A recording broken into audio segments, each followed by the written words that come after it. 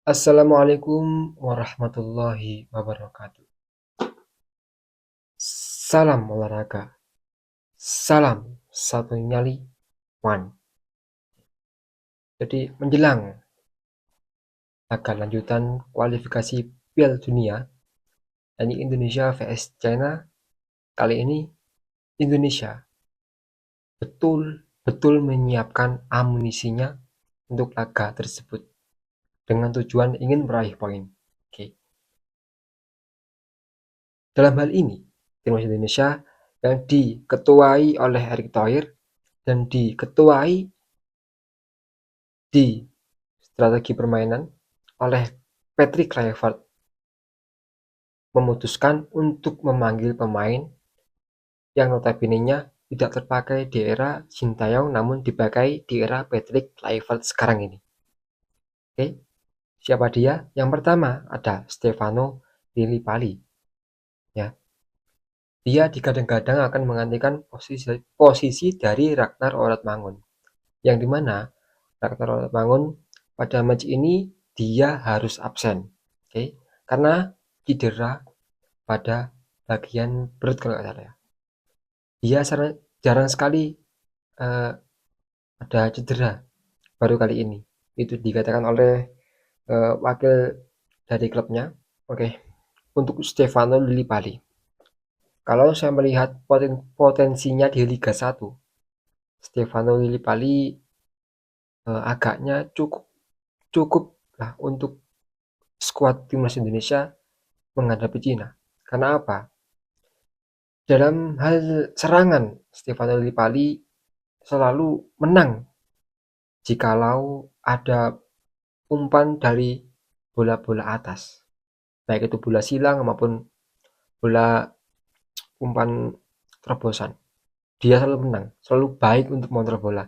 Tapi kalau melihat data statistik Stefano Lillipali, baik itu di timnas, di tim Liga 1, dia itu sepertinya kurang apa ya, kurang bagus lah untuk dari finishingnya. Jadi kalau menurut saya Stefano Lillipali bisa kok menggantikan Ragnar Ramangun dengan catatan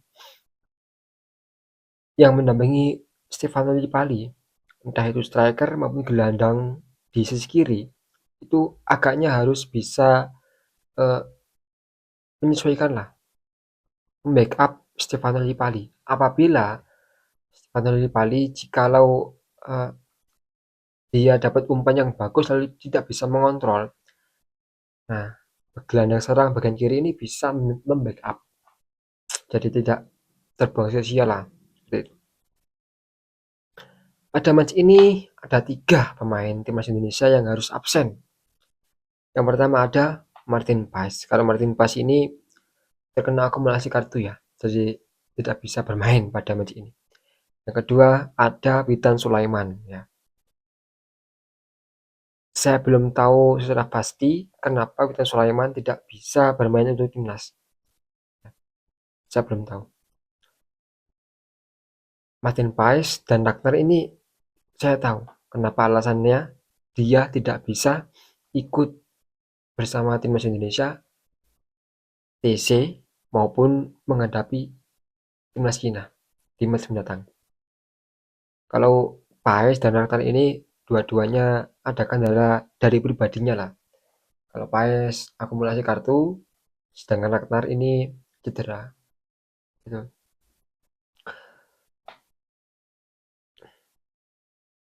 Yang kedua ada Yakob Sayuri ya, yang di bawah oleh Patrick Kluivert. Untuk Yakob Sayuri, saya kira ini bagus ya, bagus sekali untuk sisi sayap bagian kanan. Ini bagus sekali. Karena kalau saya melihat eh, sebagai seorang sayap, Yakob Sayuri mempunyai skill yang cukup lah. Yang pertama, skillnya sebagai seorang sayap itu harus mempunyai sprint yang kencang. Sedangkan Yakob Sayuri ada. Yang kedua, kontrol bola yang cukup. Yakob Sayuri menurut saya ini bagus. Yang ketiga, ini finishing. Jikalau striker tidak bisa finishing pada kala itu, dan sayap yang bisa untuk finishing. Nah, bagian sayap ini bisa didahulukan. Nah, menurut Yakob Sayuri, saya kira mantap lah untuk dipanggil di era sekarang ini. Apalagi terlebih lagi Yakob Sayuri mempunyai track record yang cukup bagus bersama timnas Indonesia. Oke, saya masih ingat dulu ketika kita melawan Irak, Yakob Sayuri mencatatkan assist yang cukup bagus ya dari umpan silang dan disambar oleh Marcelino Ferdinand menjadi gol. Itu mantap sekali. Gol itu masih berkesan lah untuk saya sekarang ini sampai saat ini. Yang ketiga ada Egy Maulana Fikri. Ya, oke, kalau dipanggil ini bagus lah ya. Karena apa? Egy Maulana Fikri sudah mencatatkan namanya di Liga 1 ini cukup baik, cukup gacor ya. Di Liga 1 ini cukup gacor. Baik Egy Maulana Fikri, ada Yakob Sayuri, dan Stefano Lillipali, tiga-tiganya ini mencatatkan namanya di papan skor cukup bagus sekali di Liga 1 ya. Jadi saya nggak heran kalau tiga pemain ini dipanggil. Tetap. Untuk pengganti Rektor Mangun, ada Oli Romeni, Stefano Lillipali, Egy Maulana Fikri, Rafael Strike, Septian Bagaskara, dan Ramadan Sananta. Tapi kalau melihat statistik dan track record bersama timnas Indonesia, Oli Romeni saya kira cukup lah. Tapi Oli Romeni juga berpeluang untuk ditaruh di bagian striker karena dia mempunyai finishing yang cukup bagus, kontrol bola cukup bagus, mantap sekali.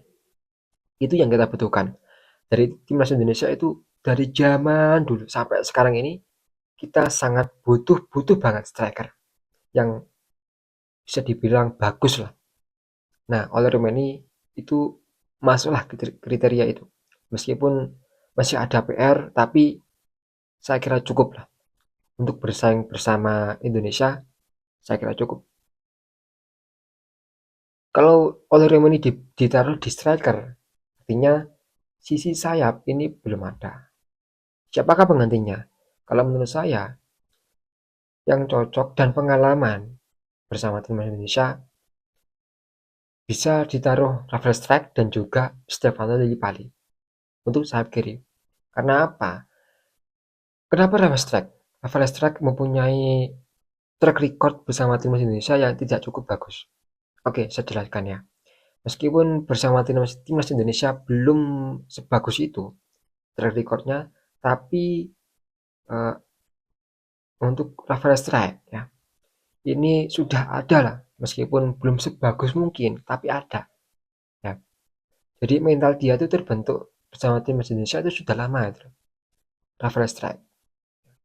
Ya mungkin bisa dipertimbangkan jika Rafael Strike ditaruh di babak pertama, lalu ingin mencoba, bukan mencoba tapi ya karena pengalaman juga.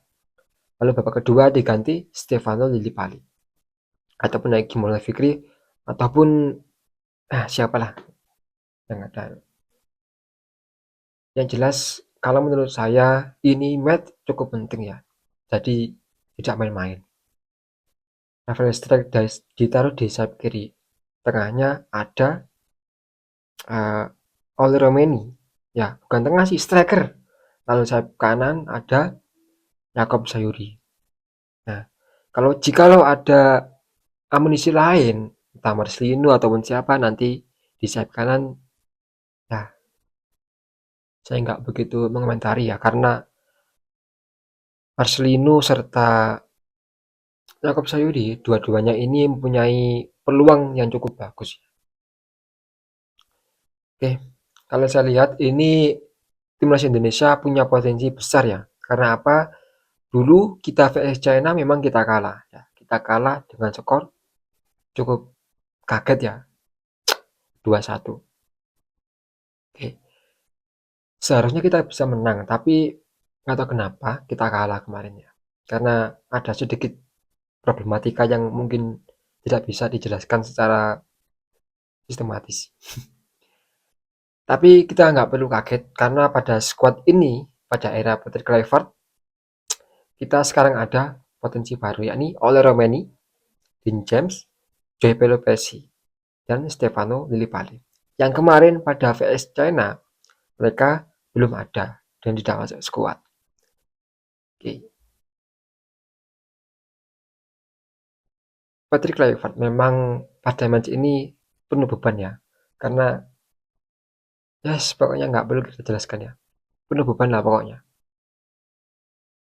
Ya yes, kita doakan aja lah, semoga Patrick Kluivert bersama timnas Indonesia nanti bisa lebih kompetitif, lebih bagus, dan kita bisa meraih hasil yang maksimal dan bisa mencetak sejarah sebagai tim ASEAN yang lolos di Piala Dunia.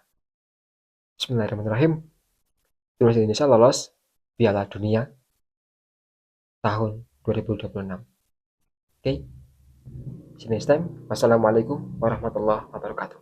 Salam satu nyali Wani.